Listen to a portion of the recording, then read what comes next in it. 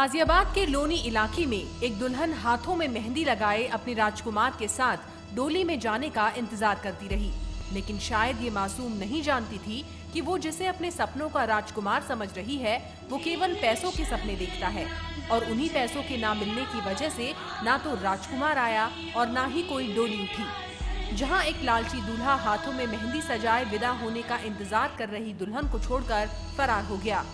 दरअसल लोनी की सरलकुंज कॉलोनी में कृष्णपाल की 26 साल की बेटी की शादी कुछ दिन पहले ही पास की दूसरी कॉलोनी के 30 साल के एक शख्स से तय हुई थी।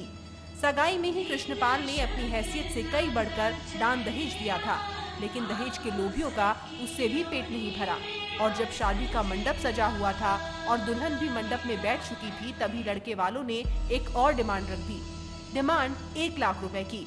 लेकिन कृष्णपाल अब आखिरी मौके पर उसका इंतजाम नहीं कर पाए और दूल्हा पक्ष बिना दुल्हन को लिए वापस चला गया। हाँ, पैसे की डिमांड की उन्होंने 1 लाख रुपया। जब चढ़ाऊंगी बारात कुछ ना लाई हो बग्गी इस वजह से कि जब भी आवेंगे वो जब तुम पैसे दोगे। नूही बैठ गया खा बैठ गए। इसकी सूचना लड़की के पिता ने पास की पुलिस चौकी को दी और 100 नंबर पर भी कॉल किया, मगर पुलिस का कोई रिस्पांस नहीं आया। पुलिस की लापरवाही इस हद तक है कि अभी तक भी कोई भी पुलिसकर्मी पीड़ित पक्ष का हाल चाल जानने के लिए नहीं पहुंचा है। दुल्हन का रो रो कर बुरा हाल है और घर में जहां रात में शहनाई बज रही थी, अब मातम पसरा है। पुलिस की बेरुखी देखकर लड़की वाले खुद एक बार फिर लड़के के घर पहुंचे तो वहां का नजारा और भी हैरान करने वाला था। वहां अब सिर्फ ताला लटका है। लड़की पक्ष की माने तो दूल्हा और उसके परिवार के लोग रात में ही अपना सामान लेकर कहीं चले गए।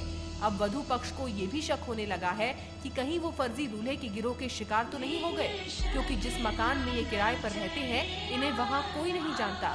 अगर पुलिस पीड़ित परिवार की रात में सुन लेती और मौके पर आने की जहमत उठाती तो शायद इस परिवार में जो खुशियों पर ग्रहण लग गया है वो ना लग पाता और लालची समाज को एक सीख जरूर मिलती।